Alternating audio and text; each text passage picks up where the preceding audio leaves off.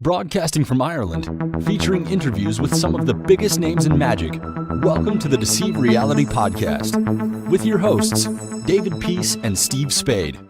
Hey everyone, welcome back to the Deceive Reality Podcast with me, David Peace, and Steve. Steve, how are you doing? Hey, Ori, all good. Good. And we're back. This time we got a special guest again, Jamie Williams, all the way right after doing a lecture. How are you doing? I'm good, man. Just a 4-hour drive, a best part of a 3-hour lecture, and now I've got you guys in this lovely hotel room. Just me, big bag of cocaine, and 4 dead hookers. Oh, Yeah, that's great. You may need this. Yeah, we got a mass magician here. Last musicians here. If you could afford all that stuff, though, the lectures must be paying well. That's the key. Or is that just in your rider? that's just in my rider, mate. I don't have for them to be alive. They have to be dead. Never him. Obviously. And that and the cream puff. And then if We're past the watershed tonight, so we can have Jamie on after the watershed. It'll be fine. It's what, quarter to 11 at the moment, and it's been a long day. Yeah. there was something you mentioned. We always start the podcast with like the question of how someone got into magic, and you told us a story when you saw David Blaine at Blackpool about how like seeing Blaine in the cinema kind of like changed your life. Do you want to just share that story for people watching? It was great. The story of what happened when I met David Blaine, or the story of A bit when you first saw Blaine and you were in the back of the cinema doing something gold. Technically both. We need both stories. We want both stories. Yeah, I got me. This is how my wife doesn't watch this. I was in university, and there was this girl that I seen, liked, and asked her out. Said, do you want to go out? And she's like, yeah, let's go to the movies. So we went to the movies. So anyway, at Blackpool just gone. For those that don't know, David Blaine was there, and I was lecturing at Blackpool. I had my stand there as well, and I turned up very early in the morning, getting ready to set my stand up and that. And I walked past somebody, and I was like, Christ, that looks like David Blaine. And then, I was looking over and thinking, is that David Blaine? He wouldn't be at Blackpool, surely, So he walked off anyway, because he was like, I think he was talking to Nicholas Lawrence or something. So after he walked off, I went up to Nicholas Lawrence, man, was that David Blaine? And it's like, yeah, man, yeah. And I was like, oh, God, I missed David Blaine. I can't believe that. And so anyway, I was hoping he'd come back. I didn't see him. A couple of hours or however long it was went by, and I really needed the toilet. So I thought, right, I need to have a wee. So walking towards the toilet, and I see David Blaine, and he stood there. And nobody's bothering him. He's kind of just like, I think he's got one person with him. He's minding his own business. So I kind of got close to him, and I spotted him, and I went, oh! Screamed like a young infant. And he kind of looked at me like, half smiling, half laughing. And I was like, oh, I'm so sorry. I know everybody at Blackpool is going to tell you this, but you are, big inspiration, probably the reason I got into magic. And he's like, he was so lovely, and he was so polite, and he was like, oh, thank you so much. And I said, can I quickly tell you the story, how you inspired me? And he's like, yeah, absolutely. So I said, I said, I I was in university with her. I took her to the cinema, and we were, and we were the only ones in the cinema. It was like, whatever time we watched during the day, we skipped lessons, whatever. We were in the back of the cinema. And I'm literally making out with her, and your video came on that you did, where you did magic and you threw the card through the car window and that.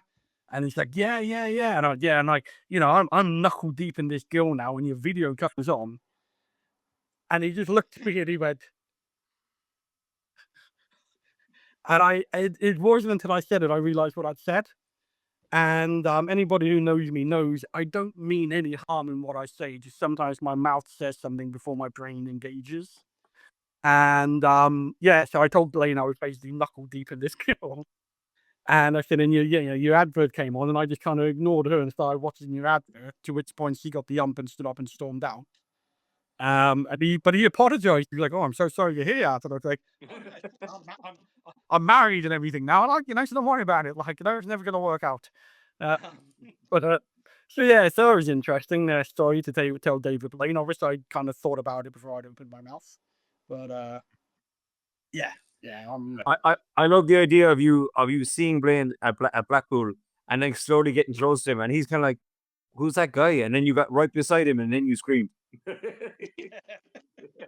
I only reserve my streams for special people. I will just say. Yeah, there you go. You never scream when we walk past. I'm offended. No, it's the novelty's worn out after a while, boys. I got to be honest. Yeah. True. Was that the sort of thing that like got you started in magic from there, or did you already have an interest in it? I never really like. I know a lot of magicians go, "Oh, when I was a kid, I had a Paul Daniels magic kit or whatever." Like, from depending on your generation, I guess.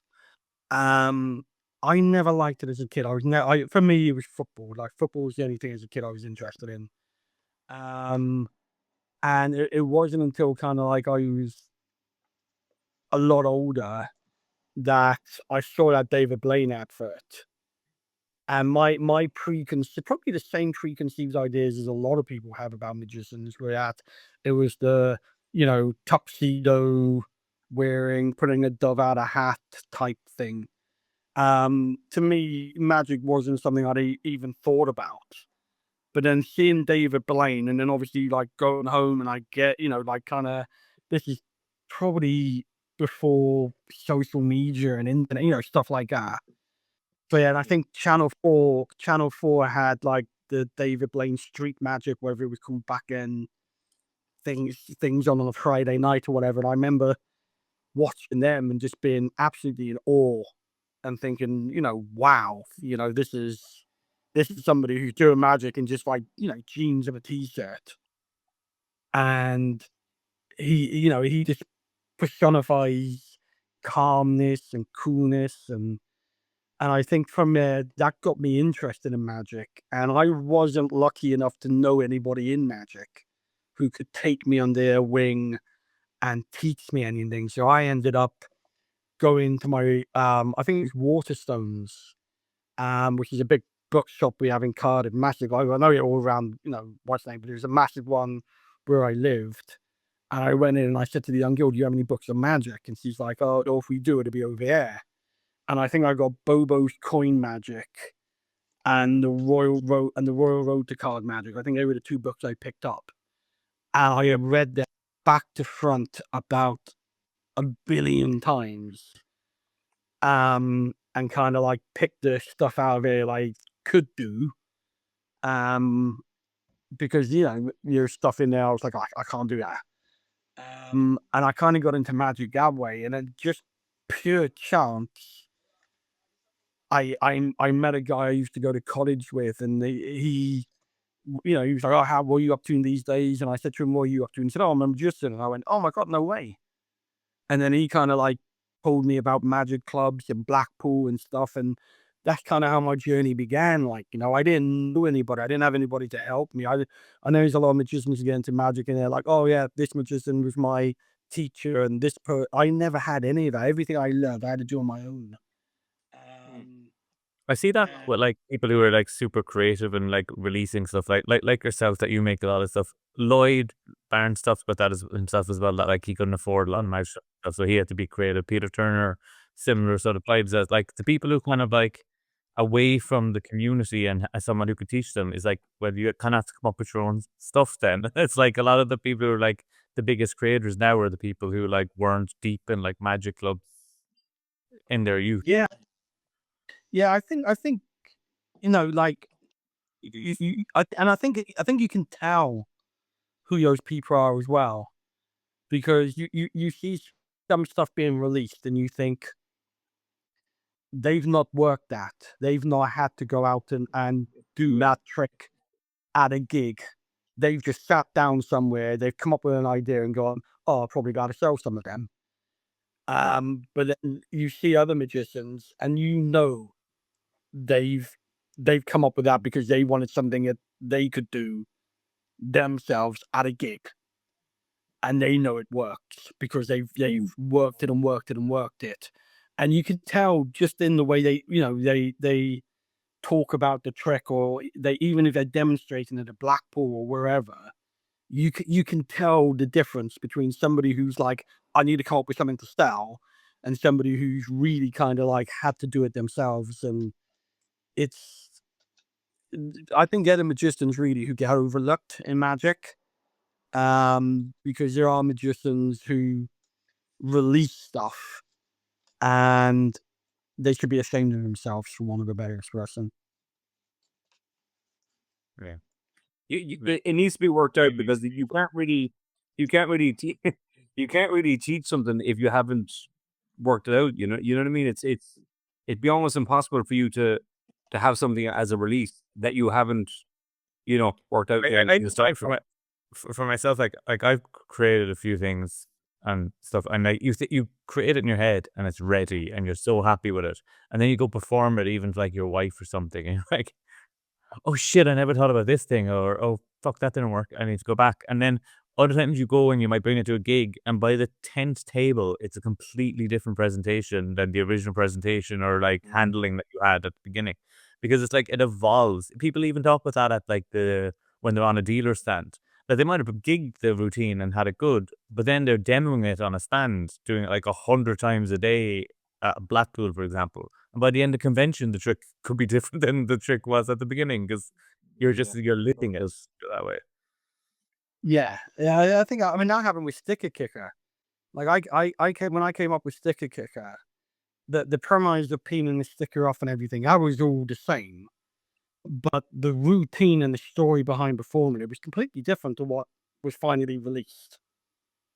And it took years, and I mean serious years, for Penguin to release it. And the original version was basically based on kind of like an ambitious card routine where you do a kind of like pick a card, write your name on it, find it. And then I'd say, do you know how magicians practice? Well, we can't afford to like sign a load of cards when we practice doing this. So we use a little sticker and we stick it on, and then we sign the sticker. And then obviously, as you know, with Sticker Kicker, you peel the whole back off and everything. And that was the original premise of Sticker Kicker. And it was only through kind of like performing it over 5, I think 10 years, it completely changed over those 10 years to what it became. Which ended up as like the game version of like, you're gonna play a game and stuff. But I think you're right. The evolution, when you're performing it, gig after gig, week in, week out, you start to realize what works, what doesn't work. Oh, maybe I'll leave this out, maybe I'll put that in, until eventually you do become like happy with what you got, and you go, right, that's it. That's how I'm performing it from now on. Yeah, Yeah, definitely. With the stuff you have, like Sticker Kicker was an example of it, and then there is also like the new AirPod thing that you have out, and there's the crayon thing with Star Wars characters and all this sort of stuff. That a lot of it has sort of a like not really like a fully cartoon world feel, but it's that kind of like you can warp the world to your will sort of a feel to it. That like you've the headphone of a head jack turns into a celebrity, or the top of a crayon turns into Yoda, or you can peel something that wasn't sticker and now is a sticker, and it's that sort of like creative vibe. Is that sort of something that like has evolved with your style, or is that sort of like sort of playful feel to it always been there? I th- I I think with me, I know for a fact these magicians, because I've talked to them and they've told me that they will get up in the morning, have breakfast, toast, tea, whatever, and they're going to sit at a desk or go into their shed that they've converted into a magic room or whatever, and they'll have a pen and pad, and they go, right, I've got to come up with a magic trick because I need to send it to Murphy's or Penguin or Alex or whoever. And it really pisses them off that I don't do that. I will literally, I have never in my life gone, oh, I need to come up with a magic trick. What can I do? I will be sat there watching Peaky Blinders, and I'll go, be watching, and all of a sudden I'll just go, oh, I got an idea. And then I'll get up and I'll wander off, and my wife's going, "Oh God, magic again," because she knows. And then I'll come back in and I'll go, "Oh, love, have a look at this, right? I reckon if I do this, I could do that." And she's like, "Okay, yeah, cool, yeah, go on," because she knows what I'm like. So my ideas, whether it's sticker kicker or crayons or celebrity, like the star drawers or the earpods one, there's no kind of sitting down. What can I come up with these? It just comes into my head, and then I'll find somebody to go. If I can't make it, I'll find someone to make it for me, and then I'll take it to a gig, and I'll perform it, and then I'll take it to another gig, and I will perform it at least 30 to 50 times before I show anybody the trick. Okay. Because I want to see if it works. I don't want to come up with a trick and go, "Oh, have a look at this." If it's kind of like, well, does it work in the real world? I've no idea. Um, and I think the fact, like, I know, like, celebrities, star draws, the earpods, it's objects turning into things, basically like faces, whatever. But there's no, like, with celebrity, that idea came to me because I had a key for my shed that looked like a face, just a generic face in the cutout, like Yeah. the bit. And Yeah. if you held it, it looked like a nose and a mouth. Like, it's a phenomenon called pareidolia or something, where an object can look like a face or something like that. And I was like, "Oh, that'd be quite cool for a magic trick." So that's how I came up with that. It was just because my garden shed key happened to look like a face. And then I contacted Dave Bonzel and I said, "Hi, Dave, can you make something, a famous face, maybe the Queen or something like that?" So the very first celebrity was the stem was the face of the Queen. And I was performing that for probably about a year and a half. And then I spoke to Matthew Wright and showed him. And then he, like, Matthew's a great thinker and very clever guy. And he was like, "Okay, yeah, great. I think it would be better if it's 3D on there rather than at the stem." And then we came up with maybe we could have a card reveal cut into it. And we went off to Murphy's and, what Matt did, Matt took it and ran with it. And that's how celebrity was born. And then it was the same with the crayon. I saw a video online of somebody carving little faces into crayons, and I was like, "Oh, that's quite cool. Yeah, I like that. That could be a magic trick." So there's no great and I think that, like, kind of maybe maybe that's why magicians don't, like, the magicians who do work hard for all these stuff. Maybe that's why they don't, perhaps think favorably of me that much, because I'm not one of those people who go, "Yeah, I sit down and I think for hours." I can't do that. I can't sit anywhere for 5 minutes without going, "I gotta go and do something." Um, I can't force it as well, 'cause I often found, like me and Steve have been talking for a while that, like, there's no good Houdini trick. They're all shit. They're all corny. They're all shit. So we're always sitting around being like, we need to come up with a really cool Houdini trick. And then you're sitting there going, nothing. But then anytime I have up with something, it's like you're saying, you're watching TV, or sometimes, like, I'm at the moment resourcing all my magic shit and putting a load of stuff like in boxes in the attic that I don't use that much anymore, or like rotation, because I'm drowning the house in products. But it's like going through them over the last few days. I'm like, oh fuck that prototype. Oh fuck that prototype. Just like you find all the stuff that you've been working on that you just forgot about. But I always find the idea, like you're saying, just comes into the brain, and it's like it's almost like a fully formed idea that, like, your subconscious might have been working on for a while, and then it's like, oh, here's a trick and a method. You're like, okay, cool, thanks, I'll take it. it is mad because, like, the trick that opened everything up to me and like, kind of got me recognized in the world of magic and opened up a lot of doors with sticker kicker. Okay. And I came up with that. I was working. I was in my office. I was in work. I was working in the office, and I hole punched. I was hole punching some stuff, and then I run off. I think I went off to get a coffee or whatever. I came back, and there was paper on there, and it was all like, like when you hole punch things, the little bits of paper come out. So there was piece of paper. So I kind of brushed them up like that into my hand and chucked them in the bin, and then there was some more. Yeah, and I went to brush them, and I was like, and it wouldn't come off. And when I picked the paper up, I realized it was the holes. And I was like, oh, for God's sake, well, what an idiot, And then I was like, oh, hang on, that's the magic trick there. And then I was like, oh, that would be good if you take, and I think my very first original thought of it was to have, instead of having a plain sticker like it is now, to have a sticker that matched the back of a red playing card and put that on the blue playing card and then peel off the blue and the back is now red. And then it was, yeah, and like you say, over time, then you go, oh, let's just change it to a blank back and let's have, the blank sticker, and it's it's more visual and blah. But that came just from hole punching stuff.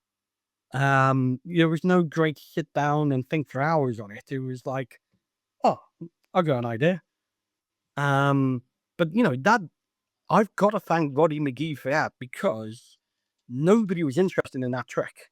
When I came up with it originally, and I filmed it, I sent it off to literally every magic company you can think of, and every single one of them rejected it. It was like a Beatles, J.K. Rowling thing. Nobody wanted to sign me up.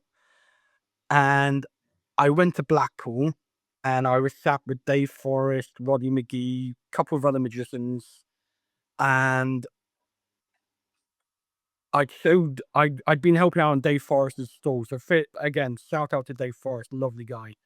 And I was helping out on his full 52 store, and he said to me, and we were in the Rustin then, and he went, oh, so this is Roddy. I'd never met Roddy, so I was introduced to Roddy, and Dave went, so Roddy, that trick with the sticker you showed me.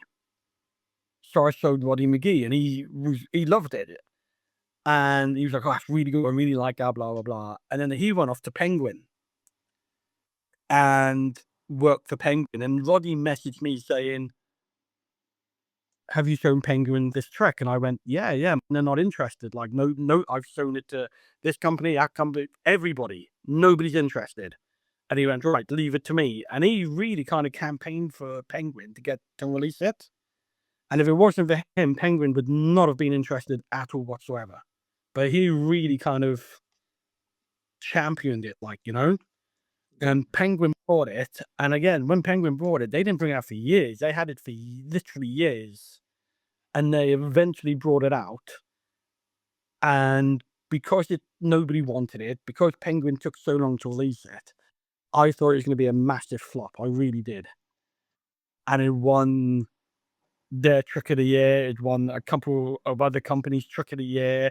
Somebody said it was like their biggest selling Trick of the Year. It just went absolutely crazy, and it took me by surprise, how big it was. But if anybody, to anybody that's watching this, if you get turned down for a magic trick, and I mean this with the utmost respect to all the magic companies out there, don't be put off, because these magic companies, they don't know everything. And if you get turned down, that doesn't mean it's a bad trick. Just keep going, because I'm living proof of that. It's They get hundreds as well, and they're like just quickly going through them, being like, no. Yeah. And it's like, it shows the importance as well of networking at conventions and stuff like that. That like by you having networking connections and performing for Roddy, who's a worker, who like he could see the commercial value of it. He could see that it's like Sticker Kicker could easily fit in with all the Trick Boom range that they have now. So like it's that sort of like worker vibe. So it's like sometimes it's just about the right person seeing it at the right time, and that's why networking and showing everybody always, because you don't know who they are. As you say, when you showed Roddy, he wasn't a Penguin then, but then he remembered it when he got there. So it's like that helps so much. yeah. And like I said, Roddy and I, it'd be the first to me. We've had our ups and downs, but I love the guy. I really do. He's a lovely guy, but I wouldn't be anywhere if it wasn't for Roddy McGee. That's the truth, because he opened a lot of doors for me, and I can't say enough good things about Roddy McGee. I got to be honest. He's amazing. Do you think £50 you owe me now, Roddy? the check is in the post? Do you think that kind of creative way that you kind of like that you don't go looking for the effect, but then you kind of find the effect around you. Is that kind of your process now going forward? Now that you've created other effects? Yeah, definitely. I've tried to kind of be like, right, okay, let's what would be cool? What can I come up with? And I can't do. My brain doesn't work like I don't know why. Because I know there's people out there who can sit down and they have an encyclopedia mind of magic tricks, and they can go, okay, well, this is a trick, and I can actually do this with it, and now I've got a new. I can't do that. My brain doesn't process information like that.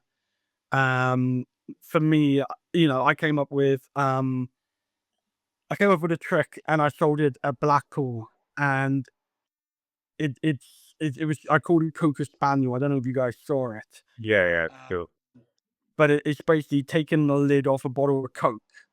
Yeah, and kind of manipulating it, it turns into a little balloon animal coming out of the Coke lid. That wasn't something I planned or thought about. It was lit. I think I was sat in work, and I can't drink. I'm not allowed to drink pop at the moment. I can have one a week, and that's about it. And I was trying to get the bloody lid off the pop because like they're attached now, ain't they? Yeah. And I was running, and I trying to get it off because like I think I went to take a drink of it, and it, like kind of like scratched me nose or something, and I lost me temper with it like a child, and I was like, "Come here, you bastard!" like that, and I was trying, and I just made a joke. I was like, "Geez, I'll be making a bloody balloon animal out of this in 2 seconds," and I read, Good. "That's an idea," and that's how that came about, and it. I mean, I literally just lectured it now, and people were just like, "Gee, that's such a cool idea."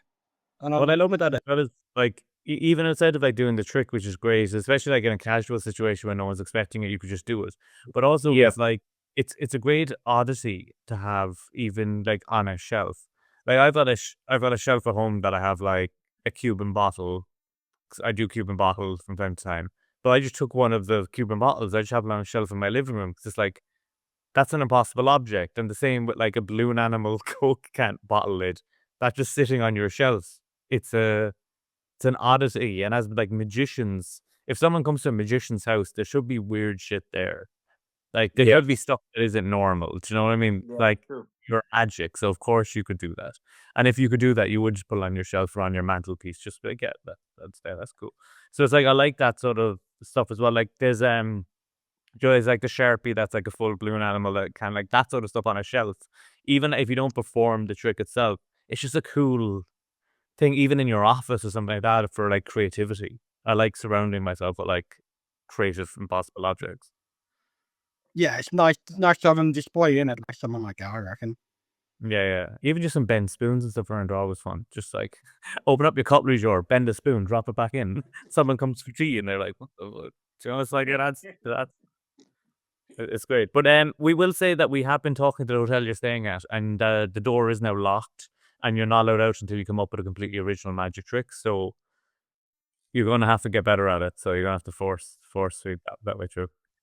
I got a packet of ginger nuts here. I'll try to do something with them. Little it's cross.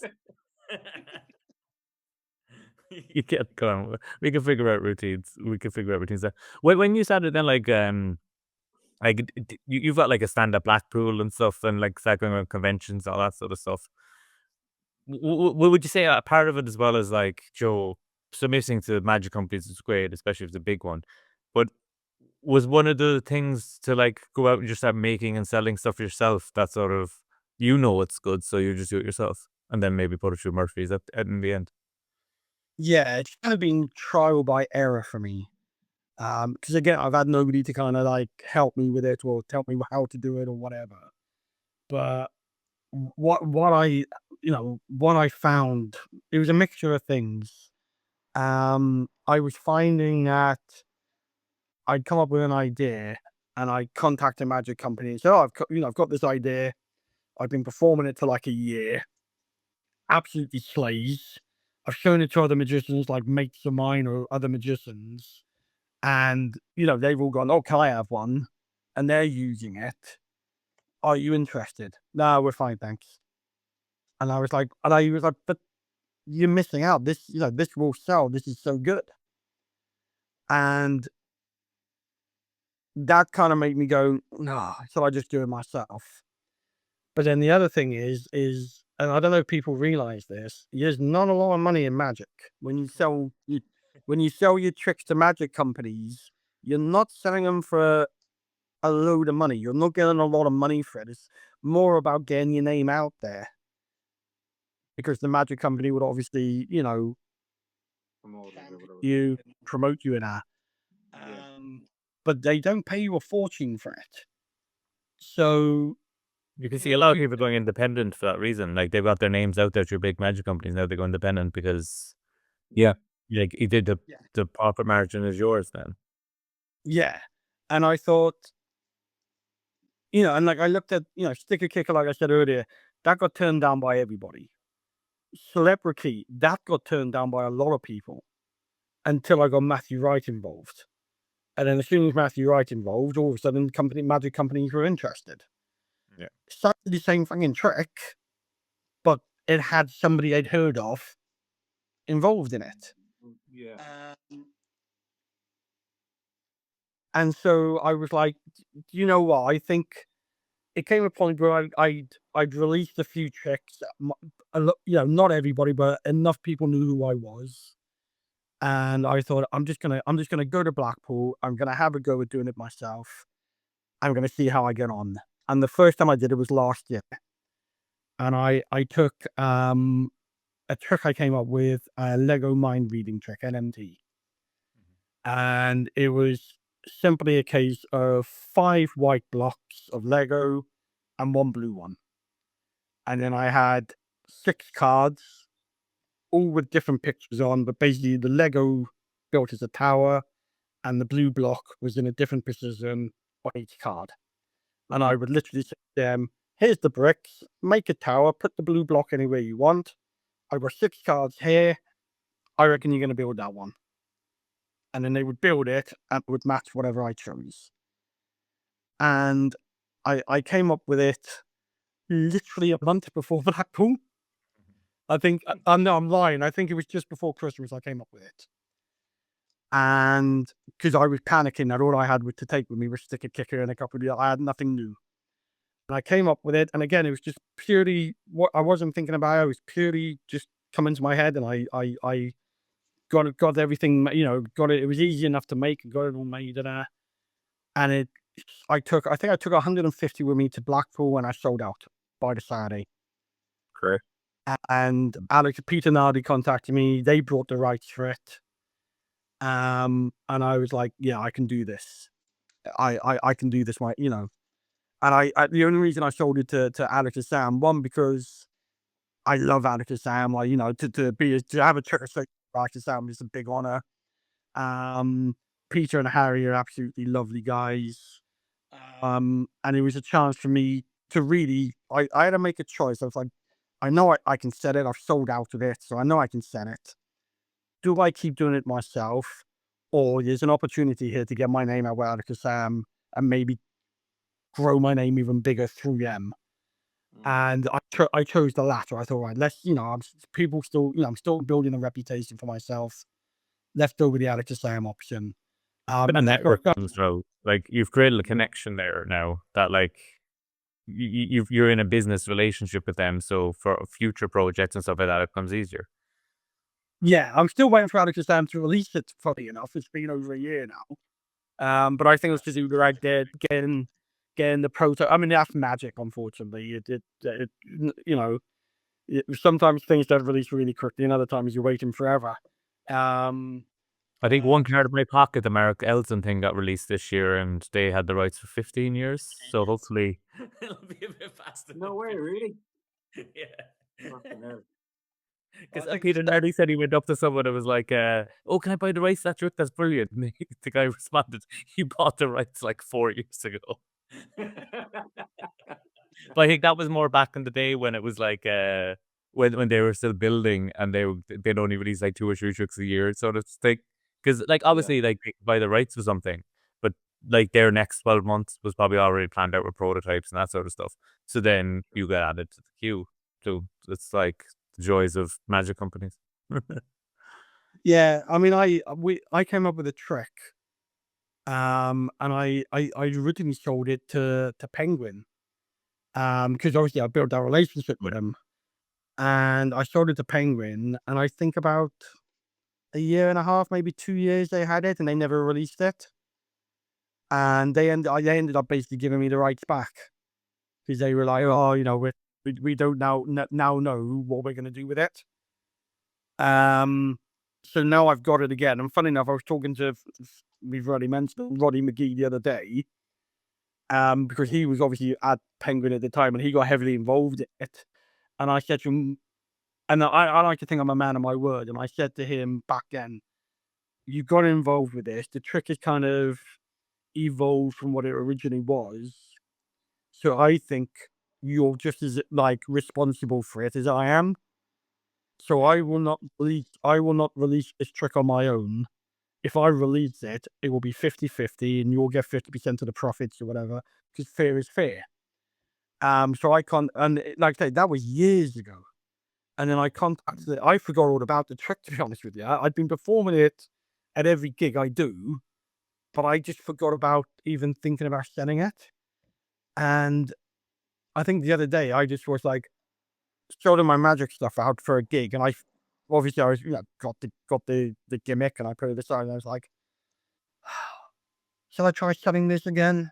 And I contacted Roddy because he's now got Trick Trick Boom. Yeah. And I said, Rod, I said, do you remember the trick? Blah blah blah. And he's like, yeah, oh yeah, I love that trick. And I'm like, would you be interested, you and Noel, doing this for Trick Trick Boom? And he read, yes, 100%. Let me speak to and see what happens. And he come back to me saying, yeah, I think I mean, whether we do go ahead with it, I don't know, but it was very positive.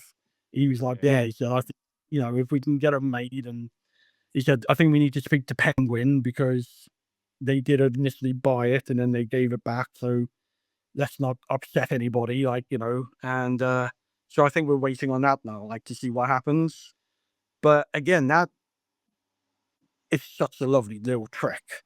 And it's very, very Roddy McGee in how it is, Um, but again, it was like Roddy said the other day. Today, he said, like Roddy's very modest, and he's like, "It was all your idea, not mine." And I was like, "Yeah, but come on, from what it was to what you've evolved it to, you've got to be involved. I can't leave you out of it. It feels like I'm nicking a trick then."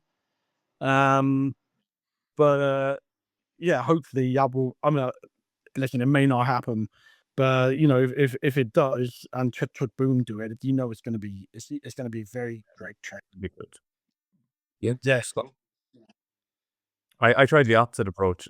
I released something with the 1914 and then started releasing stuff by myself with no name and nobody knows the website exists. So that's going well. Do you know what I mean? That's plan. Take off. You like your challenge day. That's the Reddit. And do you know it's like there's underground and then I'm like molten, like the molten at the center of the earth underground. There's underground, and then there's Dave sending them out of the boot of his car. Yeah, and it's like, oh, you should have a stand at a convention, and I was like, I don't want to though. I want to go to lectures and relax and go drinking. He's walking around Blackpool going, "Do you want to buy a trick?" Well, Oh. Are you interested in tarot? Yeah, you gotta go. But yeah, it's but it is that sort of situation as you're saying as well, that like there is a bit of a mix going on because if you can get through a big company that can help you get a name out there, but it's hard to get into the big company without having a name. So it's kind of like you always need to know some people, but also like sometimes those sort of things are like having some underground releases, releasing free ebooks, releasing cheap stuff that like ebooks ideas that like just so people have an idea of your work, you have a bit of a back catalog proof, can help because like I don't know how many submissions all the magic companies are getting a week, but it's a shit ton, and probably the vast majority of them are crap. So it's like they've got to wade through all them to find your idea. So if you have a bit of a name or some sort of reputation, that's only going to help, and that's why like Matthew Wright teaming up with them or Roddy or whatever, networking and all that sort of stuff. It's so important to just try and break through the noise. Definitely. Yeah, that was the way I did it. It was like, look, nobody knows who I am, so let's try to be a bit smart here. So, like with Sticker Kicker, they put Roddy's name on that trick. It was by Jamie Williams and Roddy McGee. And I remember being rather silly about it and kind of contacted them and going, why is Roddy's name on this? This is my trick. And, I kind of messaged, like Roddy, I think messaged me if memory serves, and was like, why is my name on this? And I was like, well, you tell me. And he's like, I genuinely don't know. Penguin have done it. And Penguin were very honest with me. They said, it's a bloody good trick. If we try to set it in just your name, nobody knows who you are. And the chances are nobody will buy it. But anything Roddy's name is on sells. Yeah. So if we stick Rodney's name on it, he's doing the explanation and everything for it. He's done all the, the talking on camera and that. So people will know he's in the video. And if we put his name on it, it will sell out. We will sell it like, hotcakes, And You they see were- that so with they were- Craig, on a lot of stuff. Like Craig Petty does a lot of the like Penguins trailers and instructions for some artists who are releasing stuff who might not be known, but also there are some people who release stuff who aren't performers, and you're like, go get performance footage, and they're like, I can't. I'm like, I can perform for friends and family, but like, go up to strangers performing, no thanks. So it's like you run into that barrier too. So it is good to have like the face, like, because Javier does a lot of the Murphy stuff. It's like a lot of places do use that because it's like if you don't have the sort of trust of the audience, the audience will then rely on the trust of, oh, well, the last thing I bought that Javier was on was good, or the last thing I bought that Roddy was on was good. So it's like you see the business logic of it. But yeah, you could see yourself as well with your like first big release being like, this is mine. It's my baby. I am very protective over Sticker Kicker because, like I say, it's my first one. But with celebrity, with Star Wars, I teamed up with Matthew Wright on him because again, Matthew Wright, big name in magic. And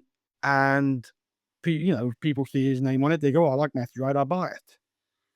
And my plan was to team up with, these are magicians I look up to anyway, because I think, they're great and everything. But to get mine, to kind of be, to be known by association type thing. Yeah. They got Jamie, oh yeah, you did that thing with Matthew Wright. Oh yeah, you did that thing with Roddy McGee. Or yeah, you did that thing with this person. Until eventually I can go, okay, now I'm going to release something on my own. And that came with Movie Quiz. And that was Mark Bennett pushing that. Me and Mark, I've known Mark for years. I used to go and work in the club and everything that he had back then, and do magic. Yeah. And, Mark's a very good friend of mine, like one of the nicest guys in magic. And we do video calls and we, I'll send him a message on Facebook saying, oh, I've come up with this idea. It is. Send me one saying, I'm working on this.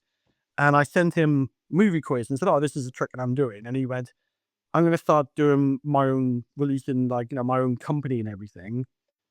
Do you want to do it through me? And I'm thinking, yeah, great, fantastic, go for it. And he went, oh yeah, but there's one catch. I went, oh, what's that? He goes, you have to be on camera. And I went, no, I'm happy just being in the background. And he went, no, mate. He said, you're releasing so many good things. People need to see your face and know who you are. And I was like, oh, I don't want to do that. He said, just come to he owns a bar in Bristol. If you haven't been there, go. Yeah, it's an amazing magic bar. You've got people like Daniel Chardon out performing. It's a great night out. Go. You got to go there. But he invited me down to do some filming. And when I turned up, Craig Petty was there. And Craig Petty had turned up to basically help, to be in a video, to help me. And he didn't have to. He wasn't being paid for it. He did it out of his own goodwill and to help.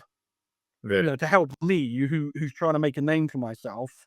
And he was like, I'm going to help this kid. I'm going to help him. I'm going to support him. And, for all the critics Craig Petty gets, I tell you what, he didn't have to do that. Fair play to him. And he thank God he was there, because I'm no good explaining stuff on the camera. So Craig, in Craig's style, just kind of ran with it and come up with 50 different routines on the spot. And what would have been probably a 30-second video with me turned into like a 19-day video with Craig. And it's It's like 12 hours later, you're like, Craig, I need to go home. Please, let me go. Craig, this is just a card trick, mate. We don't have to get that deep into it. But no, like, fair play to the guy. Like, I can't. But here's a question for you. I am mindful where my battery is going, so if I cut out, lads, I might have to go and get my battery charger. But here's a question for you, right? Who is to blame? Very simple question. You have, in the world of magic, very well-known magicians. I'm not going to name any names because I don't want to start getting slagged off on Facebook or anything. But let's just say you have a magician. We'll call him Bob. And Bob is a very well-known magician, very popular in the world of magic. And he creates magic tricks. And let's say he creates 10 magic tricks. 2 of them, they're good. They're good magic tricks. The other 8 are absolute crap. People buy them, but they're on secondhand magic literally the same day they bought them because they realize they're crap, right? Mm-hmm. Who's to blame? Is Bob to blame because he knows that they're crap magic tricks, but he's only releasing them because he knows the magic company will buy it off of him because, hey, it's Bob, and everybody buys Bob's stuff. So is Bob to blame, or is the magic company to blame? Because let's be honest, they're a business. They're in magic to make money. So yeah, going, oh, Bob's taking a shit in a bag. We could sell that shit because it's Bob's shit, and people will buy Bob's shit. And therefore, they ignore John or Fred or Eric because they know, hey, we're going to make money out of Bob. Anything with Bob's name sells. Fuck all the other guys. We're going to sell this trick. So are the magic company to blame? Or are the magicians buying it the ones to blame? Because they're going on Facebook, and I've seen it on Facebook literally today where somebody's seen a well-known magician come up with a new trick. There's no trader for it. He's just gone, I'm releasing a trick next week, and about 15 magicians have gone, oh, I buy everything this guy releases. I can't wait for it. And so we don't even know what it is. Why are you going to buy it? You don't know what it is. Yeah. But who's to blame? Is it the magician, the magic company, or the magicians buying it? Or all 3, or none of them? Or I think it's a mix because, like for the people buying it, it's stuck. It's like if someone released 10 tricks and 2 of them were good and 8 were shit. If let's say the first 2 were good and then the subsequent 8 were shit, around trick 5, so you bought 2 good tricks but now 3 shit tricks. Now I'd say you need to be cautious of buying the person shit because, like, up to that point it was like, well, it's a banger. Oh, that wasn't as good as the last 2. Okay, that's bad, but it's 50, and now it's like, oh, the majority of the stuff is shit. When you get to 5, then it's also like I'd look at Bob and be like, why are you releasing magic? Is it because you're doing it for profit or because you actually want to make magic better? And if you're not in it to make magic better, fuck off. And then the magic company, You can see. like, what the fuck are you doing? Because also, like, your reputation will go down because people will, when you get to the, like, you've released 5 pieces of shit in a row, like, that does hurt. Like, we all know magicians who, like, when we were maybe first getting into magic in, like, the 2000s, were massive, releasing, like, big hits, and they were everywhere. And now they're kind of a laughing. If they're the punchline of, oh, this trick is like a trick, because they've released so much since. So it's like, that's the situation that eventually people will catch on. And it's just it's bad business because it's going to turn people off you for both the magic company and the creator. But then it is on magicians after, I think after trick 5, once it becomes the majority is shit, then you gotta start questioning it. I think so. I think there's a lot of people that's kind of jumping on the bandwagon with some tricks as well. There's a lot of hype, and then all of a sudden everyone's getting it, and then nobody does it. Well, like that happens to me. Like if I see something and everyone's kind of, oh, they're going to buy that, and then if I buy it, I don't go, well, I'm not going to do it now because everyone's doing it. So like now I just have it, you know. So I like you can have a bit of that, you know what I mean. But everyone jumps on that bandwagon. But even Banachek made a comment on it. Remember at his lecture in Blackpool just about like before when a magician brought out a trick, it had to be worked. It had to be in his repertoire for a certain amount of time.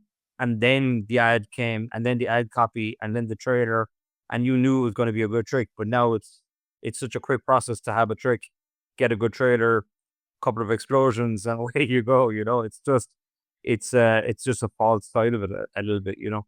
We are self-policing group is the thing, like in Magic, that like we kind of like hold each other into account with like copies, Yeah. stuff. Unless you're like Yeagle Masika, but whatever. But it's like if you're trying to do that sort of thing, it's like you want to have that sort of self-policing that we make sure that stuff is good and it should be. But then like you do end up like there are some bad fake companies you just want to make profit off mad magicians you see the hobbies and stuff. But there's an interesting thing with that then that like I think Craig was talking about on one of their last podcasts that like he's doing lectures now. I'd be curious if you find the same, Jamie, yourself. Like he'd be like, "Oh, at this point now you do a Browy reversal, and no one in the room knows what a Browy reversal is."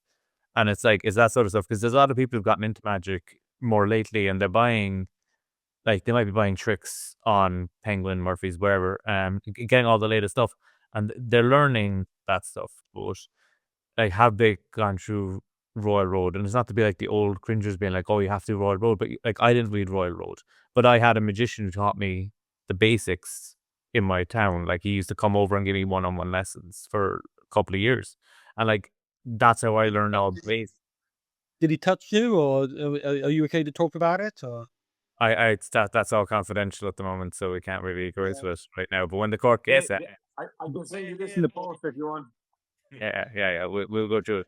But it is that situation of that, like, should it be something that, like, a bit interesting how you feel that, like, for yourself, Jamie, when you're doing lectures and stuff, would it be a good idea to include, like, you're showing your tricks, your creations, and that sort of stuff, but also being like, now we're just going to do a bit on useful sleights and be like, it doesn't need to be like, here's the diagonal palm shift, but just being like, this is my handling of a strike double. This is my handling of a Brower, and it's just the normal handling or that sort of stuff. But it's just like you have a lot of people who are like missing fundamentals. Yeah, definitely. They might have ever been taught it. you're absolutely. I mean, at tonight's lecture, I'm in a hotel right now, right? And tonight's lecture, I'm up in Chester. Thank you ever so much, Chester, for having me. And I made a conscious decision literally this morning before leaving to change my lecture. And I said, right. And I got there and I said, I did 3 opening routines, which were basically Sticker Kicker, Coco Spaniel, and Movie Quiz, was with my 3 releases. And I said, explained the reason I did them in a row, and that, like, for me, you know, we as magicians, we have a choice to make. We can either be a magician who goes from table to table and we show a trick and then we show another trick and then we show another trick. And they, you know, the people might go, oh, that was really good. We had a magician, he did some tricks, he was great. Or you can kind of theme your magic. So like my first 3 tricks are all themed towards we're going to play a game. And therefore, when you leave the table, maybe a month later, that person might be at another wedding and see a magician, and they might go, oh, we had a magician at such and such wedding. He came out, he did a whole show at our table. It was amazing. And there's a big difference between trick to put a, you know, before you go and see Dan Brown, he might do 10 tricks, but it's all themed towards something. Do you know what I mean? Yeah. You should be doing magicians at a wedding and that. But I made a conscious choice literally this morning that after that, I was going to teach how to do an ambitious card routine. Because so many magicians don't do it. Yeah. They buy the latest, that, you know, you go to the magic clubs, a lot of magicians there are amateurs, they're learning magic, and they buy the latest app or the latest thing. But when it comes back to the, okay, now it's time to go out and perform in the real world, how do I pick a card, find a card, and get it to go back to the top again and get it in the mark? How do I do that? Because they don't know. They haven't got a clue. So I said to him, there was about 13, 20 people, however many was in the room. And I said, I'm going to show you that when I work in the real world and I'm at a gig, what I say when I walk up to a table, what my first two tricks are. So and if you know this already, I apologize. I'm teaching you to suck eggs. But for those in the room that don't know, this is how you approach the table. This is what you say. This is your opener. And I did a 2-card transpo leading into an ambitious card routine. And I said, you do a double lift. This is how I get my double. This is how I hold my break. This is how I do this. This is how I do that. And the whole time I was so conscious that they were sat there thinking, we know this. Why is he teaching us that? Do you know what I mean? But then when we had kind of like the break halfway, the vast majority of them come over and went, thank you so much for that, mate. Because the amount of times we've sat here and watched magicians and they're doing a Tenkai off the top board, triple axel move. And I'm like, I can't do that. I don't know how to do that. He said, you were the first magician that's ever come in here and just basically gone, this is easy to do. This is how you do it.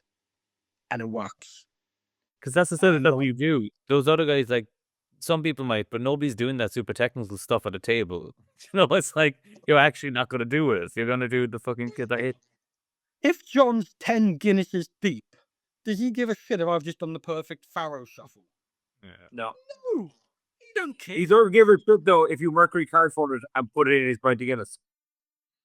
Yeah, I can't drink Guinness. It made me shit the bed when I was in Ireland. Side effects may include, but it is so true. Like, you gotta, because like what you're basically doing there as well is like you're teaching them tricks, and like some people might know the tricks, but even the people who know how to do it are learning your theory on performance, your theory, and it's like so sometimes as for a lecture, because like I've just put together a lecture for myself that I'm going to try and get out doing it. So book me if you want a lecture, but it's basically it's a shit ton of tricks, but I'm like using tricks to distract you while I seep theory into the brain. It's like that's the sort of way I want it. Because it's like I think that's what people need to learn more than anything. We all have enough tricks. Yeah. I think that's when it's the first time I kind of done it in a lecture where I've gone, because for me, if you're doing a lecture, you're supposed to be teaching people. Yeah. I went to college, I went to university. When I went to lectures and I did a law degree, I didn't have somebody up there going, oh, this is something the latest. No, they taught me the basics so that I could go out and bloody do it. Yeah. And I've seen, as I'm sure, you guys have, and a lot of people watching this, I've seen lectures, whether it's at Blackpool, whether it's at my local magic club, and there's been some great lectures over the years. Don't get me wrong, I'm not saying there hasn't, but there's been a lot of lectures who turn up and they show you stuff, and not in a million years has anybody in our room gone off and then performed it and used it. Yeah. They might come out and go, oh, that was a brilliant lecture, that was. Okay, why was it a brilliant lecture? Are you actually going to use any of that? Oh, well, no. It's basically because he was better than me. He was so good. Wasn't that amazing? It's kind of like you're enjoying the lecture because you're seeing, as magicians, we're seeing really great sleight of hand and like going, oh, wow, that was incredible. But it's like, as you say, you're not going to remember it in an hour because it's like so like heavy to do. And you probably can't do it anyway. And you're not going to learn to do super complicated sleight of hand in like a 2-hour lecture. Yeah. Honestly, one of the best lectures I've ever seen, and I apologize, I can't remember the guy's name, but he came over from America. And his whole lecture was about how he's worked at casinos catching people who can cards and stuff. And his whole lecture was basically demonstrating how people do it and showing it. Nobody in that room, probably to this day, remembers how any of it was done. And nobody in that room has ever used any of it. But just because of how fascinating it was bloody brilliant. But then I've seen magicians do lectures, and they're technically bloody brilliant. But not in a million years am I ever going to do any of that at a working paid gig. It's not going to happen. Yeah. And so, like I say, so, you know, my lecture, and it was the same in Blackpool. Every trick that I do, it's visual, it's easy to do, and it works in the real world. So if you know, if you're somebody, whether you're a working magician or you're a hobbyist, you know, you're going to take something from it. And that's what I try to do with my lectures. And you know, if you want a lecture where somebody comes in and does, you know, all the amazing sleights, I'm not that person. But if you want to learn how to do magic in the real world, that's what I do, you know. And That's a good tagline, you know, that you were saying about like at the start about like building your own brand, your own name to get your own material out and not have to, you know, collaborate as much with other magicians or whatever. But if people know that your stuff is reliable, works in the real world, it's easy to work on or add your own touches to it because the handling or the method could be easier or simple. You know, that's a great. I mean, that's exactly what you want as a creator. At the very beginning, and I only noticed this the other day because I always put it into our videos, but I don't really watch the intro. But the intro that we have has like the Deceive Reality spinning logo splash Deceive Reality, and then the subline he came up with like 5 years ago is real world magic, and that's like what we want it to be. It's like we want it to be real world magic. That like if I'm reviewing stuff, I don't review stuff I don't like because I'm not gonna like look at this piece of shit. But it's like I also not gonna review if I'm reviewing this because I've done it in the real world and I know it works and those sort of things. And it's also like it's like going through stuff trying to get things out that way.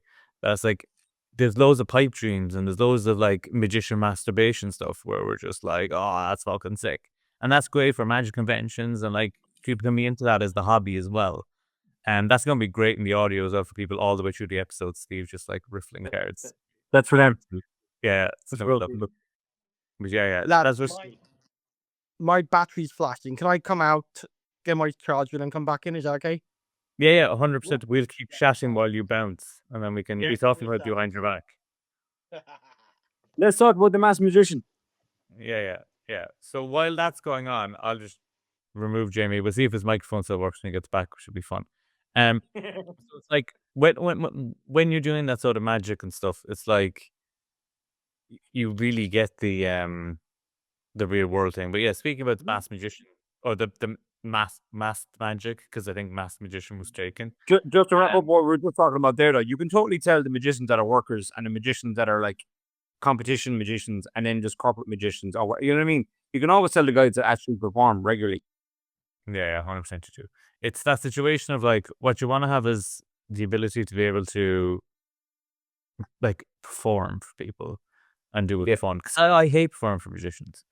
It's like even when I did the close-up competition at the Irish convention, I didn't apply, but they asked me to do it when we were there. It's like okay, And when I went to my convention, headline that thing in Belfast, like you're playing to a crowd that like I fooled them, I know that, and it came up from me afterwards going, we don't know what you did, but like it's still, you know what I mean? It's just a different kind of a crowd, but you can see it. Like people were at Jack Rhodes, you're roasting him just because he's on stage and you're not. it was like if you actually watched it, you'd learn more about from performance than you would like. Yeah, gives a I don't want to be fooled. I want to learn how to be a better magician. Yeah, But that's the difference. Well, some people who aren't performers, because that's like our vibe when we go to convention stuff is like, I want to be a better performer when I leave here than I was when I got here. That's what it should be. That's what it should But be. if people go who are like maybe like hobbyists and not full-time performers, you just want to go and see really cool magic. And that's But not it's a even, not different even way. just, yeah, but not even just hobbyists. Like I think even guys who think they're professional or whatever, they just want the next trick. They'll buy the next app. They'll do whatever. They don't want to put the work in. They don't want to learn sleight of hand. They just want the idea. It's like playing dress up. I think a lot of the guys, you know, I'll buy a sharp suit and I'll tell people I'm a magician. That doesn't make you a magician.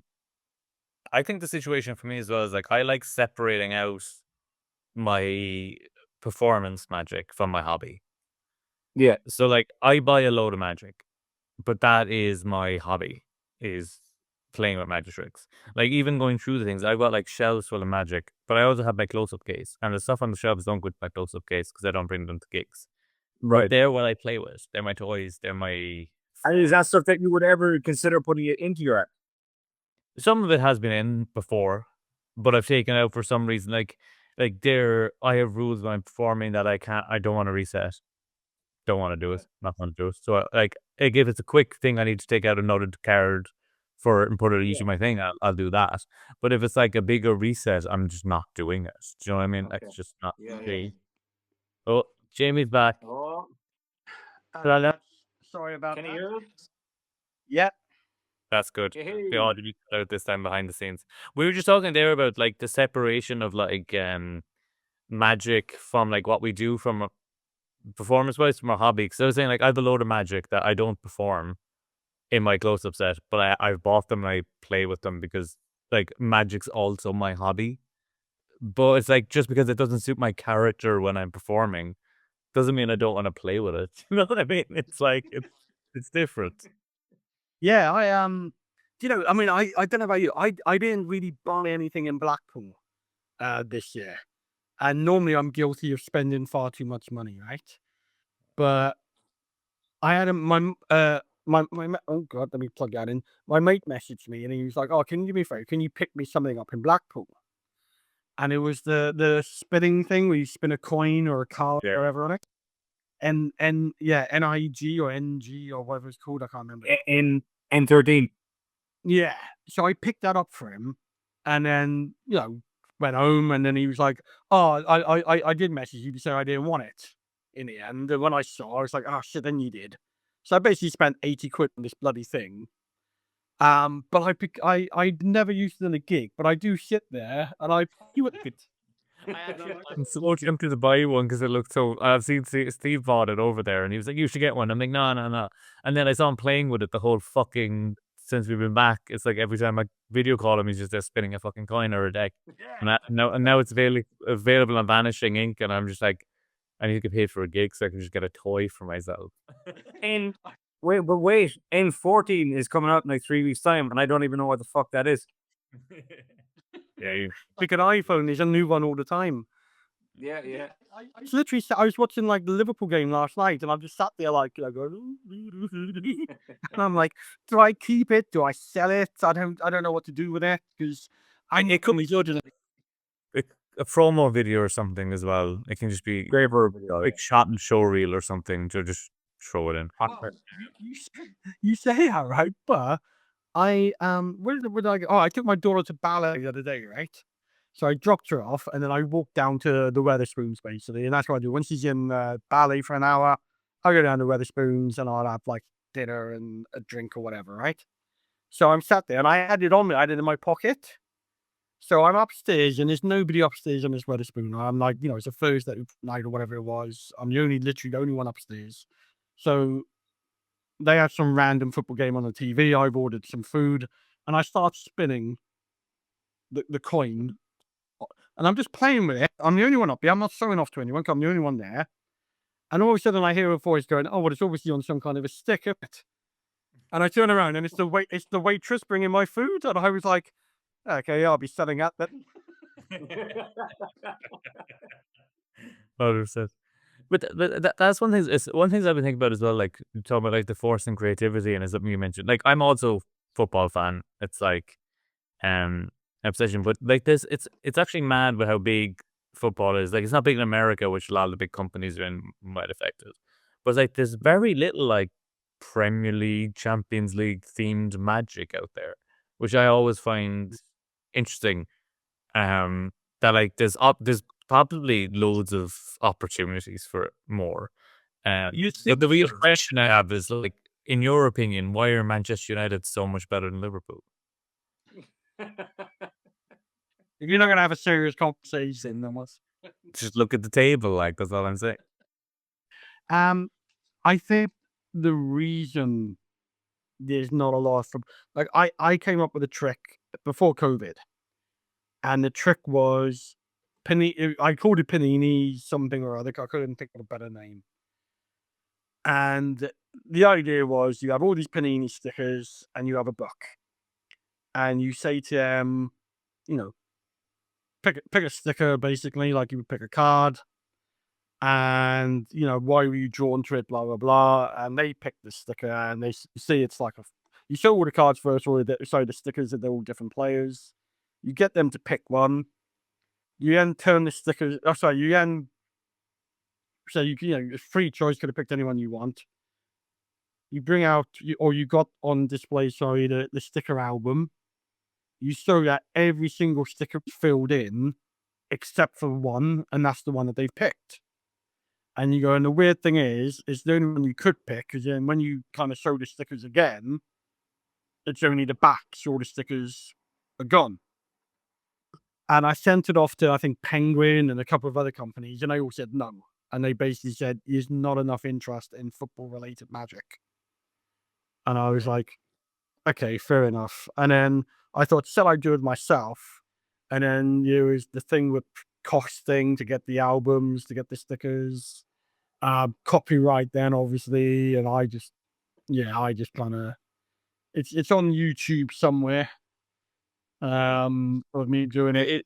It is a niche because like magicians themselves like have to be interested in the theme, and like a lot of magicians in the movies and that sort of stuff. But it's like, I don't know, like there's obviously sporty magicians out there that exist, but is this as wide as it needs to be a hit? But I do think like people are interested in it.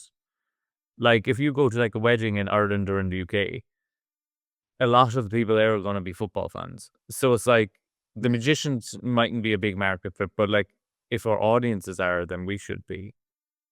Yeah.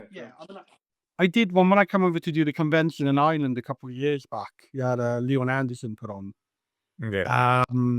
I did a football trick in my lecture. I had Ryland Petty. I had him come up on stage, and that was to do with football stickers. I don't know if you guys saw it. Yeah. I had the football stickers, and I said to Ryan, I got a load of football stickers there. You got to pick a five-a-side team. And then he chose the five-a-side team, and it just happened that I predicted the 5 stickers he would pick.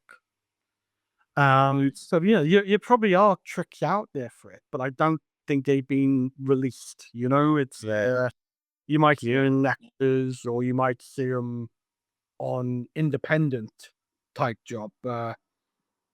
Yeah, I mean, I came up. I was speaking to David Jonathan the other week, and I said, I had an idea for a trick about like in America, because again, you got to kind of target certain things. And I said, like, over here we got fantasy football, like the beginning of the season, kind of spend your fake money on players and that.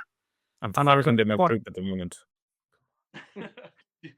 Well, as much as I think I know about football, I never come in like anywhere near the top. And I said to him, like, I know in America you guys do it for like baseball or American football or whatever. I said, maybe there's a trick that could be done around that, where like, you kind of say you got so much money, you're going to draft a team, blah, blah, blah, blah, blah. And we are currently kind of talking and working on something to do with that. Whether anything comes of it, I don't know. But I think is definitely room for thought in that area. Because I think even like a situation like whether you like on stage you might set up a goal or something, but I always think of like the psychic goalkeeper or something, that like if you had an image of a goal and you had a clipboard or like a whiteboard that had a goal on it, they did as well, and you both draw X's on a spot, and they're drawing the X where they're going to shoot, and you're drawing an X where you think they're going to shoot so you can save the shot, and it always matches. So it's like there's those sort of things that I think, like that's like, it's like the voodoo doll thing where you put an X and you predicted where it was. But it's like, even you have an envelope as a prediction that's handed out, that like, oh, I used to be a goalkeeper when I was younger, I was shit, but I was. And it's like, they then draw a line or something where they're going to shoot to, and you've predicted it. So it's like there's those sort of things that are like, there's definitely possibilities out there that, again, it's about like putting your personality into, which is something I'm trying to do more. Because I was like, what am I interested in outside of Magic? Because Magic is like my entire life. And then I was like, oh yeah, I am a massive Man United supporter. Maybe I should talk about that. But then it's like, then you just end pissing off everyone who isn't. You could do footballers now are kind of like role models and everything, aren't they?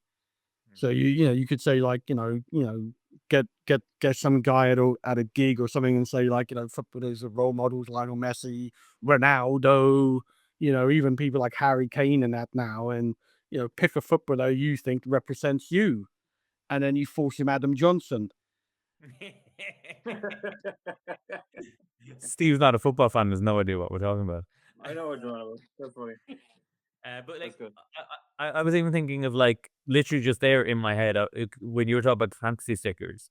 If we got like 8 stickers, 4 Man United legends, like you get a sticker of Roy Keane, Eric Cantona, Rooney, Giggs, and then you had like Fowler, Owen, Gerrard, Suarez as Liverpool players, and just do oil and water, where it's like they don't mix. It's just like. Yeah. Hang on, I just Yeah. cut that all out, and that's coming out at our stand. We literally from the Drew Perry, Lord Harry, and now Amy. I think we've come up with about 15 tricks. We have a lot of reasons that no one will ever think. No, they will never be. And never. But yeah, you could do that sort of stuff. Like you could bring them in because like a lot of times, like when you're performing at weddings, like I might have a few bits of my close-up case that I know would suit my character, but would work for kids because they can be kids at weddings. And like I'm not really a kids performer or anything, but I'm like I could use like these superhero cards that John Morton has out are a great little. I can do mind reading now for kids. And it's safe and not weird. Um, or like there's little things like that. But it's like having that even in your close-up case of like some fantasy stickers of like Man United and Liverpool players or something. And like you don't know, that could work great for like some teenage boys who are just too cool at a wedding, or the lads who are like sometimes there's a match on in the bar while the two drink session's on and everyone's in watching that instead of being at the wedding. And so you're like, okay, when they come back out, I'll do that trick for them. So it's like it's always good to have that sort of stuff, even if it's not in your constant set. Yeah, absolutely. I mean, a good thing now, like you can get the websites like AliExpress or Temu or whatever, Yeah. and I seen I can't remember, I think it was little tiny figures, literally the size of your fingertip, of Marvel and DC action heroes. Okay. And I think you could buy, I think it was like packets of 30 for like £1.19p. That's too much to rip off. So that much is magicians. But I think I bought about 5 packets of them. Then I just stick a handful of them in like my trouser pocket. And then when like the kids, I'm like I get some business cards and write down superhero names and just pick one. Okay, hold your hand out. Can I just drop it out the card, And it's just something for the kids. But you could do the same with something to do with football, 'cause Yeah. it's Some players thing. I do top drum cards for that as well. Cause like I've got some effects that I do with the Spotify top drum deck that I do quite a lot. And then but I also have Star Wars top drum cards. I've got Marvel top drum cards.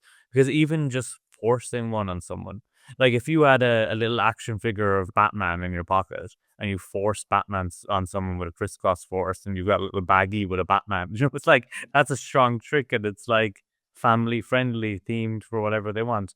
Because sometimes the weddings are mad teams. I did a Star Wars themed wedding recently, so I did some Star Wars themed magic at it. It's like you want to have that versatility. I do think top trumps are a great way to be able to do that because they have top trumps for fucking everything. I use It's an everyday thing, is that people know what they are. yeah. Yeah. I mean, I when I was in Florida last year, I picked. You guys know those little trolls with like the funny hair. Yeah. Oh yeah. And then I was in. I think it was a store. I think it's called Five Below, and it's kind of like a pound store. Everything in it is under $5. And I seen this little troll, and it was a Back to the Future troll. So he was a little troll, but he had the Back to the Future kind of like life preserver on, and he was holding Oh, the yeah. thing.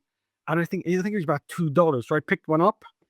And then I've got went onto ChatGPT and said, "Can you make me top trump cards for Back to the Future?" And they were like, no, we can't because it's copyright, blah, blah, blah. So I was like, okay, let's reword it then, and, blah, blah, blah. And I had 10 made of the different characters in Back to the Future. But then I had one blank. So it had all the writing, but the picture was just a silhouette and kind of like as if it had disappeared from it. And then I then had another setup made. Sorry, I'm lying. I brought a set for Trolls, the film they made of Trolls. Yeah. And I picked up in game, and I think it was like $5.99. So I basically mixed them together, and I said, I've got some top trumps here from different things. You pick one, and I forced a troll, and then you pick one, and I forced Marty McFly. And then I basically did a double lift to show Marty McFly. Obviously, then take the blank one out that says his name, but the picture missing. I say, you're thinking of something. What are you thinking of? I'm thinking of the troll. So ready, watch it. And then obviously the troll falls from the card. It's Marty McFly, and I show the cards blank. And I did that. I think it was the best thing ever. And the woman just looked at me and went, I was like, oh, fuck. But like, even just using that and like using 2 digital force bag, do the 2 different lists because you can force 2 different things. So one person's, you're going to be in charge of thinking like of a classic toy, of a list of 100 classic toys. You're going to think of a movie, of a list of 100 classic movies. What's your toy? Oh, the Trolls. Yeah, I remember them in the 90s. They went mad. What was yours? Oh, Back to the Future. Oh, that's cool. This bag has been in front of me. Open it, and it's a fucking troll from Back to the Future. It's like job done. Because you could do. I've done something similar with the rubber ducks. So you get the rubber ducks that look like Batman and they're Joker, or like all the different. And then like one person just picks like a toy and they get a rubber duck, and the other person picks a movie and they get the Dark Knight, and then your prediction is a rubber duck that's Batman. So it's like those sort of crossover things are great for like double forces as well. Isn't it funny how you can come up, you think of a trick, and you think, oh, this is going to be great.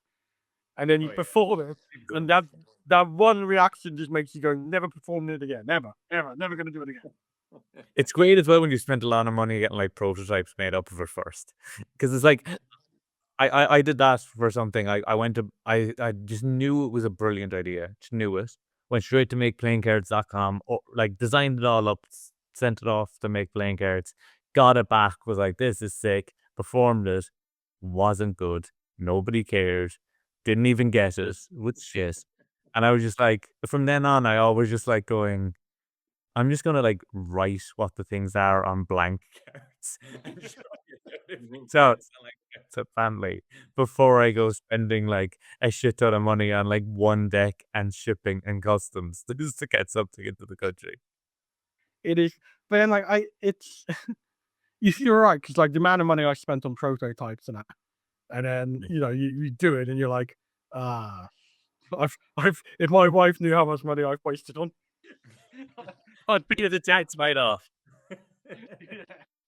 But then that you come up with something. Like I came up with a trick years ago, right?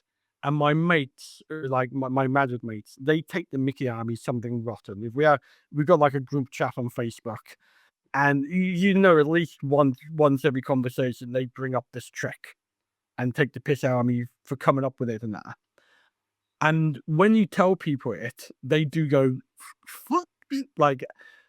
But honestly, when I perform it, the reactions it gets and the amount of repeat booking, and all it is I have a bag and I put it on the table, right? And then I get, you can use digital force bag or, any way you want to force it, basically. And I say, I've got a list here of food, all the different foods. There's 100 foods. And I force, just for example, Twiglets, right? And I go, would you be impressed? Is it in this bag? There were Twiglets. You could have picked anyone they want. And they go, yeah. And you put out a bag of cheese and onion Walker's crisps. And they go, oh, that's the wrong one. And you go, yeah, but wait. And you open it up and you pour the Twiglets out. And that's the trick, right? It's when you say it doesn't sound the greatest trick. What? And that was the original trick. But then I changed it to just a different flavor of crisps. So they pick ready sorted, but the flavor is cheese and onion, or Yeah. and and so like they pick cheese and onion, and I bring out ready salted. And I'm like, oh, so close. And I just go, I'm sorry about that. Let me show you a card trick, and I'll carry on doing other tricks. And I go, look, thank you ever so much, and I'll pick the packet up. Oh, so I go to pick the packet up and go, do you know what? If I really could do magic, if I could do magic, what flavor did you pick? Cheese and onion. Bang. Now taste them. And they pick them up and taste them. And of course, they're the only ones you know, because everybody's looking for them for, is it? Is it? And they eat it and they just go, oh my God. And straight away they're passing the crisps out. It absolutely, especially if you're doing it in like a pub or a restaurant, it fries people. Yeah, But my mates rip the shit out of me, something rotten, going, out your gig tonight. Did you do the crisp trick? Like, even just doing that with like one crisp would be cool. If you could stop like cross contamination of it, where it was like they open them and you go, oh yeah, that's salt and vinegar, and then you take out one chip, you put it on their hand, you're just like, you want a cheese and onion, and then that one chip is cheese and onion, and all the rest of it is still salt and vinegar. You could just palm in the other fucking flavor. Just hand them. Yeah, but then it's like you've had like a crisp in your pocket that you've panned in your lanky hands. You're like, eat it. No, you could just do it right before you do it. Like buy 2 packets of crisps, switch one out. Sprinkle pepper, all like, Eat fucking many crisps, like. I'd really hope someone buys crisps there. It's gone midnight, and we're coming up to an hour and a half. So for Jamie, for people who want to follow your stuff, find all your releases and all that stuff, where do they go to keep up to date with everything? so you can go to my website, which is www.jamiewilliamsmagic.com. You can follow me on Facebook, Jamie Williams Magic, and Instagram and other things like old Jamie Williams Magic. I'll be doing, I've got lectures coming up. That's all on my social media. Looks like I'll be doing a tour of America in August, so I'm looking forward to that. I think I've had close to 20 magic clubs confirmed. So, yeah, so it looks like I'm heading out to America in August. It's gonna be a true security. Yeah, that's just, I love Trump. Yes, I love America. I love America. It's a great country. You need to get the hat. You need to get the Make America Great Again. TSA would love that shit. And yeah, I got a nice idea of lecture tonight. I got a couple of lectures coming up. I'm at Bournemouth or Wessex Magic Day of Magic next Sunday, which is I think the 29th, I think.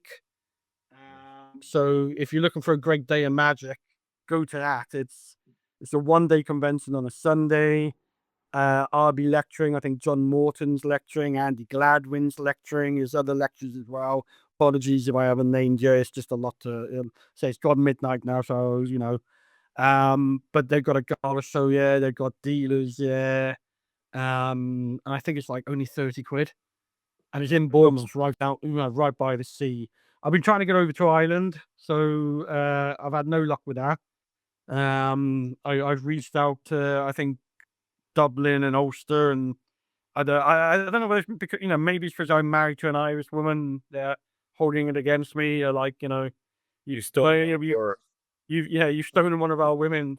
You're not coming over. But Ulster, Dublin, if you're listening to this, I'd love to come over and lecture over there. The probably no. For our stats, the majority of our listeners are in the UK and the US. Here you go.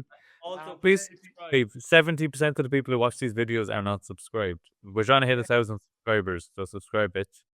Subscribe. If you think Who do we think we are having a podcast? I don't know. Who the fuck do we think we are? It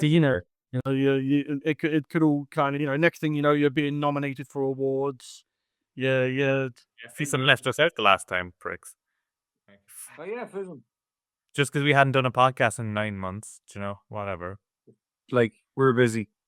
Yeah. You gotta start pissing people off. That's how you get noted. You know, if you start, I piss off loads of people.